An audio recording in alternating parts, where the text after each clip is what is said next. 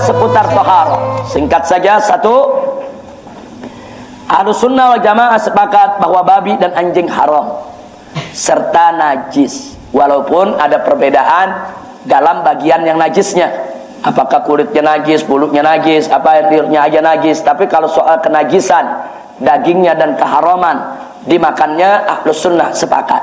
Dan hati-hati, di Indonesia ini ada sejumlah kelompok yang mengatakan bahwa anjing itu tidak haram. Jadi makan daging anjing itu dikatakan boleh. Ini ditolak oleh Ahlussunnah wal Jamaah. Nah, adapun babi, ada lagi kelompok yang mengatakan yang haram itu cuma dagingnya. Nah, adapun kulitnya, tulangnya nggak haram.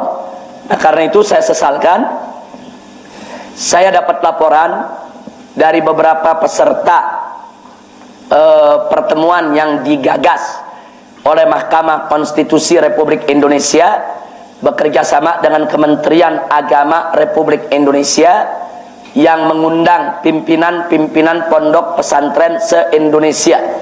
Itu hampir 1000 pimpinan pondok pesantren yang hadir, diadakan di Cisarua, nggak jauh dari sini, cuman beda kecamatan.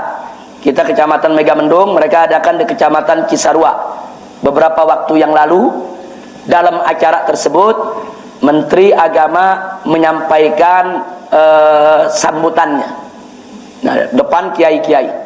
Dalam sambutannya Pak Menteri bercerita pengalamannya. Jadi dia mengatakan, saya diundang ke Papua untuk menghadiri satu upacara atau satu tradisi daripada masyarakat Papua non-Islam. Nah, salah satu tradisinya dalam menghormati tamu, mereka itu membuat batu bakar.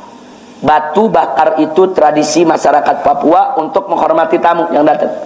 Nah, apa itu batu bakar? Gali lubang, taruh batu, dengan sebelumnya kayu untuk perapian, kemudian ditaruh sayuran, taruh batu lagi, taruh babi. Jadi babi yang udah disembelih 1 ekor ditaruh, taruh lagi batu, taruh lagi sayuran. Nah, kemudian dimasak sampai menjadi sop. Jadi mereka punya cara, diolah oleh mereka, bercampur itu semua, sayurannya, babinya, dan lain sebagainya. Sekarang ini masyarakat Papua yang sudah masuk Islam itu tetap melaksanakan adat tradisi batu bakar, tapi babinya diganti dengan ayam. Jadi batu, kemudian sayuran, batu, ayam, berapa puluh ekor, kemudian batu lagi, kemudian ditaruh lagi sayuran. Jadi adatnya sama, cuman diganti dari yang haram kepada yang halal. Nah, ini yang Pak Menteri hadir yang haram nih. Nah, kemudian apa Pak Menteri bilang? Untuk saya menghormati mereka, saya makan sopnya, kuahnya saya minum, sayurannya saya makan, babinya saya nggak makan. Diprotes sama kiai-kiai, tapi dia berkeras, kiai jangan salah persepsi, saya nggak makan dagingnya, saya cuma makan kuahnya sama sayurannya. Pertanyaan saya, berarti yang bersangkutan Ahlussunnah bukan? Simpel aja.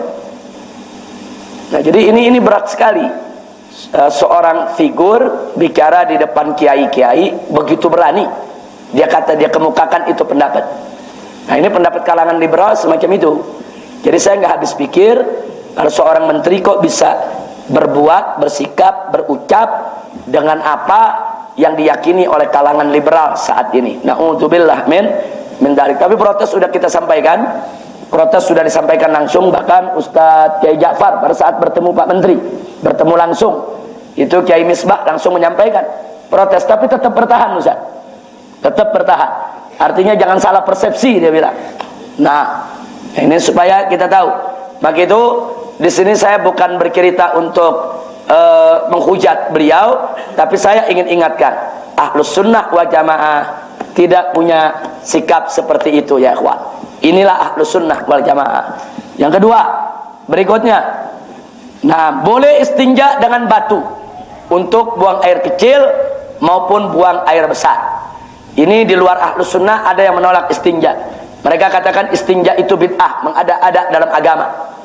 Di luar Ahlus Sunnah ada yang menolak istinja, tapi Ahlus Sunnah sepakat dari mazhab Hanafi, Syafi'i, Maliki, Hambali bahwa istinja itu dibolehkan di dalam istinja dengan batu, maksudnya istinja dengan batu.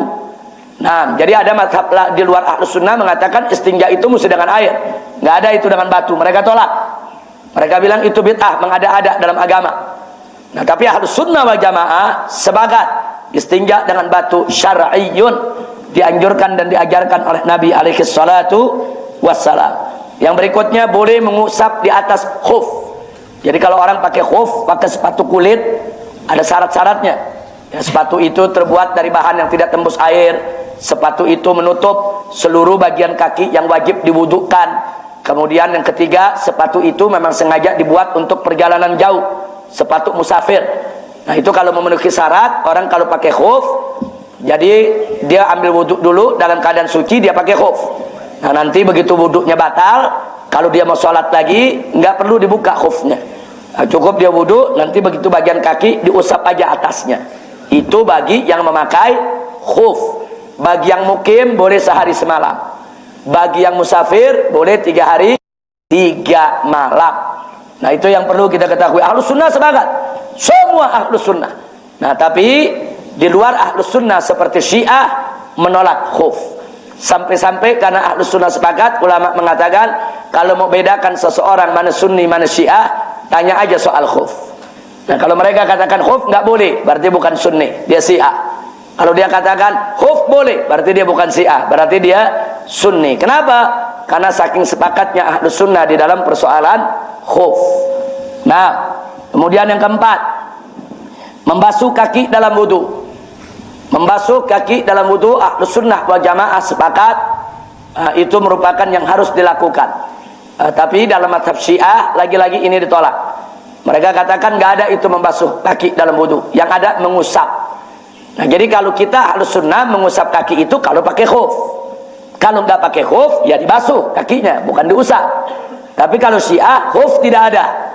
Kalau berwudu, kaki itu diusap, bukan dibasuh, bukan dicuci. Nah, jadi dari sini pun bisa kita lihat. Dari cara orang ambil wudu, kita bisa lihat. Ini Sunni apa Syiah? Sunni sepakat, kaki itu dibasuh, kecuali kalau dia memakai khuf. Baik. Kemudian yang berikutnya, Ahlus Sunnah juga sepakat wajib taharah untuk sholat jenazah.